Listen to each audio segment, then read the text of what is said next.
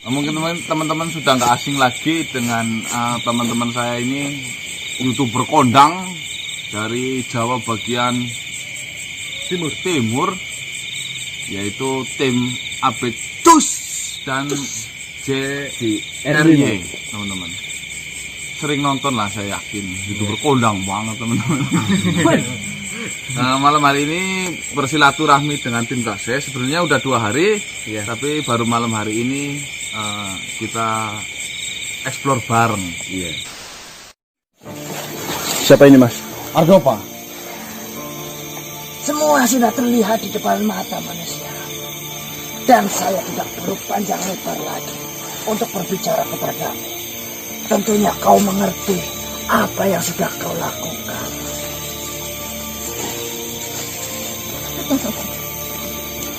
Benar, Ardopa. Padahal beberapa waktu yang lalu sudah saya jelaskan kepadamu. Apa yang kau hadapi itu jauh lebih rumit daripada kau menghadapiku. Tapi dirimu tidak mengerti apa yang saya ucapkan. Iya, manusia biasa, Bapak. Tentunya dengan gelagatnya ngomong seperti itu, memberitahukan kepada kamu, pelakunya adalah kamu, saya kira. Ya, memang banyak makhluk menganggapku adalah makhluk yang buruk. Apalagi jikalau dia melihatku hanya dengan satu pandangan. Itu yang terjadi. Walau bagaimanapun, apapun yang kau lihat, bagaimanapun caraku berbicara, tetapi ingat, sumpah demi Raja Sengkolokeni, saya tulus membangunnya, saya tulus mengabdi kepadanya. Terus sudah terjadi seperti ini, harus bagaimana? Tapi alhamdulillah saya sudah bertemu Tuan Raja Bandarjaya dan sahabat-sahabat tadi malam. Ya, sekalipun kau bertemu dengan Tuan Raja, tetapi mereka tidak memiliki daya apapun. Itu yang sudah terjadi, manusia. Sedangkan Ardopa sekarang bersama nenek itu. Itu adalah sebuah keterpaksaan. Ya, saya mendatangi kalian untuk meyakinkan kalian kembali apa yang sebenarnya terjadi. Dan saya datang ke sini. Saya harus mati-matian keluar dari kerajaan dan menghindar dari pengawasan Sang Ratu. Terus saya mau bertanya Ardopa dengan apa yang kau tanya? Kau katakan kemarin adalah sangat benci dengan nenek itu. Sekarang bahkan kau nurut apapun perintah dari nenek itu. Karena sumpahku kepada Raja Sengkolokeni bahwasanya saya benar-benar tulus mengabdi dan ingin membangun kerajaan yang dia pimpin. Itu adalah sumpah sejatiku. Dan saya harus tunduk di bawah kekuasaan nenek Ruwing itu. Saya sudah tidak memikirkan lagi apa yang menjadi perasaan saya dan rasa benci saya. Saya sudah meninggalkan hati saya. Saya mengutamakan sebuah pengorbanan. Perasaan saya dan sakit hati saya tinggalkan. Saya tidak peduli lagi dengan diri saya sendiri. Yang saya pedulikan adalah janji saya terhadap Tuan Raja Sengkolokeni. Berarti sekarang kamu nggak mau tahu itu. Yang penting pengabdian dan tanggung jawabmu itu kan. Itu adalah menjadi sumpah bagi saya. Dan saya ingatkan, berada di dalam situasi seperti saya itu tidak mudah. Bagaimana kau bayangkan rasa sakitnya? Dan saya membuang itu semua demi sebuah sumpah dan janji. Saya merinding kamu meninggalkan seperti ini. Kau ternyata makhluk yang bijaksana. Ternyata kau makhluk yang penuh tanggung jawab. Itu alasan kenapa Raja Sengkolokeni menganggapku sebagai penasehat. Saya bertanya lagi. Mumpung kamu mempunyai waktu untuk bertemu dengan saya. Tentu saya sempatkan karena banyak yang ingin saya jelaskan kepada kalian. Apakah kamu yakin di bawah kepemimpinan Nenek Ruwing itu kepemimpinannya itu bagus, baik, di jalan yang benar. Dia merebut sebuah tahta dengan cara yang buruk. Bagaimana bisa dia memimpin kerajaan dengan baik? Langkah awalnya saja sudah terlihat dengan jelas. Kenapa kau tak ambil alih itu, Artopa? Saya hanyalah penasihat, dan mungkin nasihatku tidak didengar lagi. Bahkan saya di kerajaan yang saat ini dipimpin oleh ratu.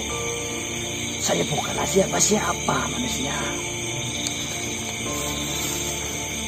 Nah, saya mendapatkan informasi, Artopa, dari Tuan Raja Antarjaya. Bahwasanya Nenek Ruing ini mempunyai suatu kelemahan terletak pada lubang subur dan anusnya. Betul. Bahkan saya tidak mengerti itu. Saya tidak mengetahuinya sepanjang saya menjadi penasehat di dalam kerajaan. Oh, berarti Tuan Raja itu hanya mengatakan ini kepada saya. Mungkin itu adalah sebuah rahasia bagi Tuan Raja. Dan saya tidak berhak untuk mengetahuinya. Maka saya tidak ingin mengetahuinya. Tapi tadi malam Tuan Raja mengeluapkan isi hatinya. Saya pun bisa merasakan luar biasa. Walaupun tercopotnya tahta itu tidak menghilangkan kebijaksanaan dan kewibawaannya seorang raja itu. Tentu. Mereka lah putra yang dibesarkan dengan kasih dan sayang oleh seorang raja yang bijaksana. Tentu mereka mewarisi kebijaksanaan itu. Terus sudut pandang Artopa mengenai kejadian ini seperti apa sebenarnya?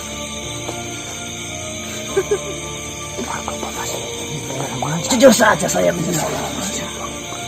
Karena pada saat kita pertama bertemu, saya tidak bisa meyakinkan bahkan tentang nenek Ruing itu. Mungkin saya sendiri tidak mengetahui bagaimana cara untuk mengalahkannya. Kecuali dari Tuan Raja, seperti yang Tuan Raja sebutkan tentang kelemahan pada tubuhnya.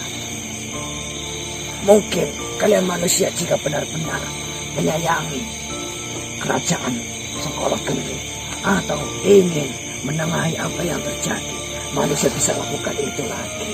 Lanjutkan apa yang Raja mau. Tunggu. Raja Antarjaya saja mengatakan ini, beliau tidak mau melakukan.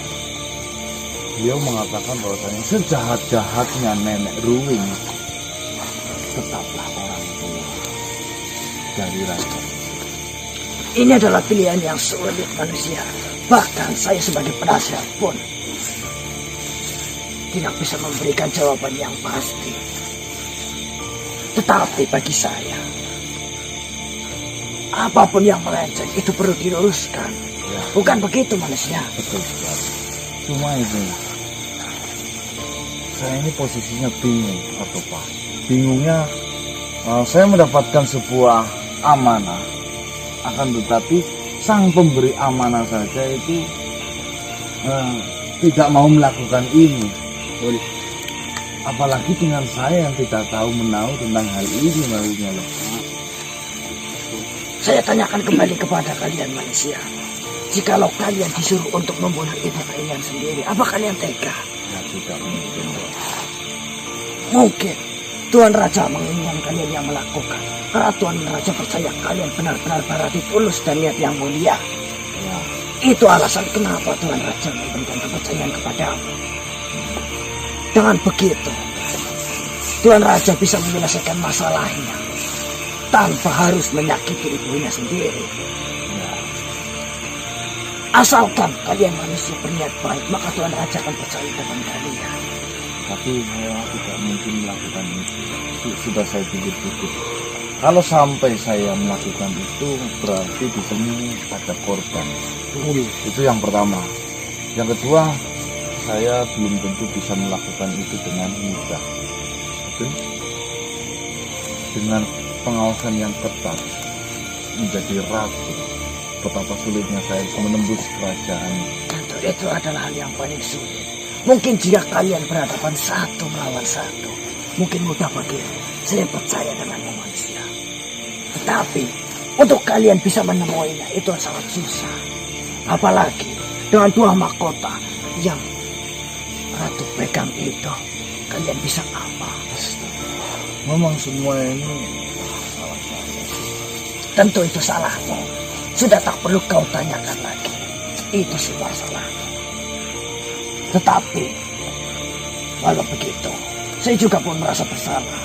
Karena ternyata kau hanya bisa memandangku dengan penglihatanmu, tapi tidak bisa memandang mata hatiku.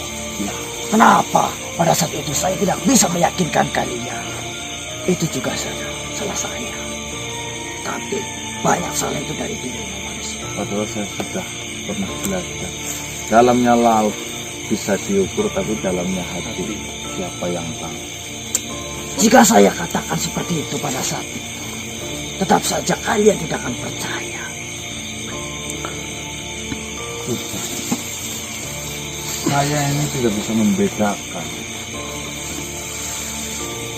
makhluk yang tujuannya baik, karena tujuan itu terletak pada hati. Saya malu biasa, bagaimana saya bisa mengetahui hati setiap makhluk? Betul bukan apa Pak? Itu hanyalah sebuah penyesalan, dan penyesalan bagiku tiada artinya. Saya akan memberikan beberapa kabar dan cerita yang sebenarnya terjadi di saat lampau. Mungkin hal ini bisa memudahkan kalian untuk menghadapi Neroid itu. Dibandingkan kalian semua hanya berbicara tentang penyesalan, itu tidak ada manfaatnya. Terkecuali dengan penyesalan itu kau tidak akan mengulanginya lagi. Bukan seperti itu? Ya. Jadi saya ceritakan manusia. Mungkin di sini manusia yang di sini semuanya adalah masuk dalam keterlibatan. Ya. Kok kata itu? Ya. Dengarkanlah baik-baik. Dulu sebelum kerajaan Sengkolo Geni berdiri tegak, ada 2 tokoh yang memberikan atau yang membangun sebuah fondasi kerajaan itu, yaitu Raja Sengkolo Geni dan suami dari Nenek Rui, yaitu Tuan Rata. Ya. Sampai di sini kalian mengerti? Iya. Sebelum Raja Sengkolo Geni menjadi raja, menjabat sebagai raja, mereka berdua, Sorata dan Sengkolo Geni, adalah sahabat yang baik. Ya. Bahkan bisa disebut mereka adalah saudara. Ya.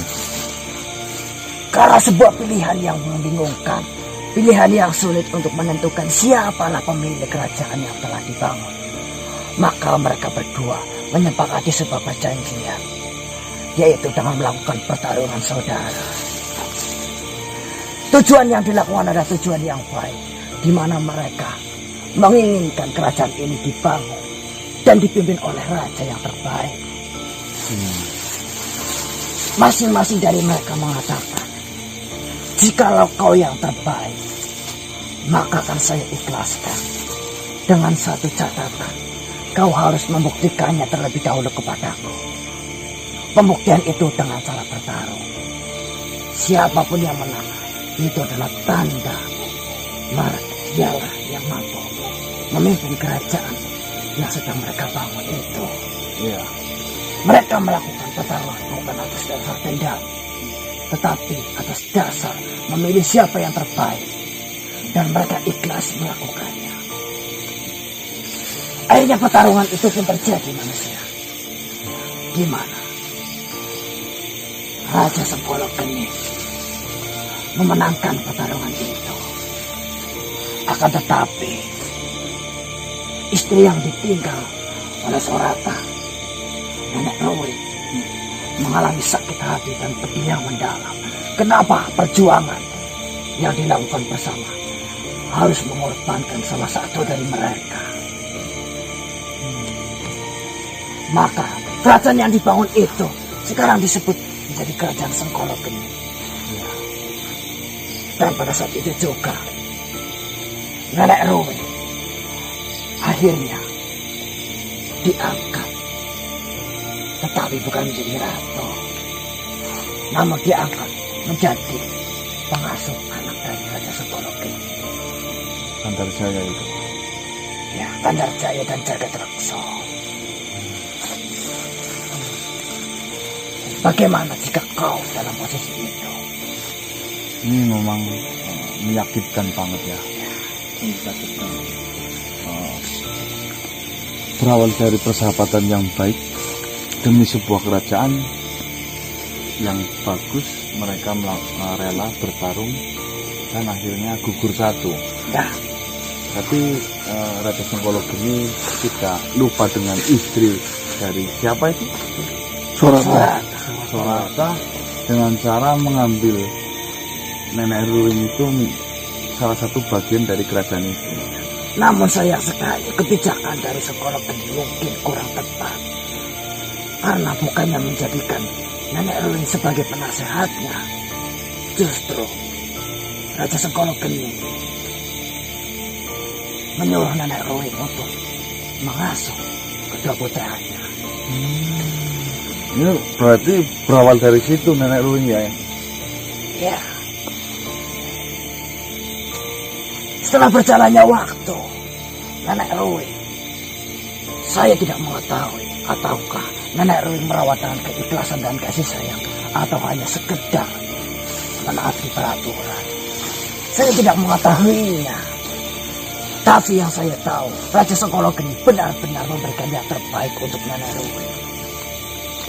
Memperlakukannya dengan baik, walaupun Nenek Ruwing hanyalah diangkat sebagai pengasuh. Seperti pusaka-pusaka yang diberikan. Ada pusaka sutra, dan masih banyak yang lainnya yang mungkin tidak kalian ketahui. Ini bagus loh.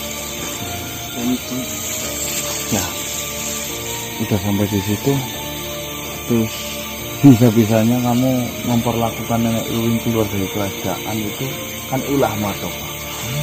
Itu adalah kegiatan yang sangat fatal. Mungkin dari situ Nenek Ruwing mulai timbul dendam itu. Itu adalah pemikiran yang sangat kasar manusia. Pemikiranmu terlalu tangkap. Saya melakukan hal seperti itu yang terlihat kecil, belum sepenuhnya kecil. Terus yang saya lakukan adalah demi kerajaan Sengkolo Geni. Ketika Raja Sengkolo Geni telah pergi dan telah terbagi dua kerajaan tersebut, ya memang saya akui saya tertipu dengan apa yang dilakukan oleh Nenek Ruwing itu. Yang pertama yang saya tujukan adalah di mana pada saat itu Nenek Ruwing, saya melihat banyak kejanggalan yang terjadi pada dirinya. Mungkin kasih sayang yang selama ini dia berikan mulai terlihat semu. Banyak gelagat-gelagat dari dirinya yang membuat saya curiga, dan ternyata itu terbukti sedikit demi sedikit. Jadi saya pikir karena saya adalah sesosok yang dianggap sebagai penasehat bagi kedua putra Sengkolo Geni itu, saya pikir kebijakan saya adalah paling tepat untuk mengusir Nenek Ruwing dari kerajaan itu, daripada jikalau saya biarkan, maka Nenek Ruwing mungkin akan bertindak lebih jauh. Itu alasan kenapa Nenek Ruwing membenciku. berarti alasan kamu itu seperti itu. Ini demi kebaikan, seperti sumpahku. Saya bersumpah demi Raja Sengkolo Geni, saya akan memberikan apapun, bahkan diri saya. Rasa sakit ini, rasa sakit yang kau lihat hari ini, saya buang jauh-jauh. Semua hanya demi sumpah dan janji.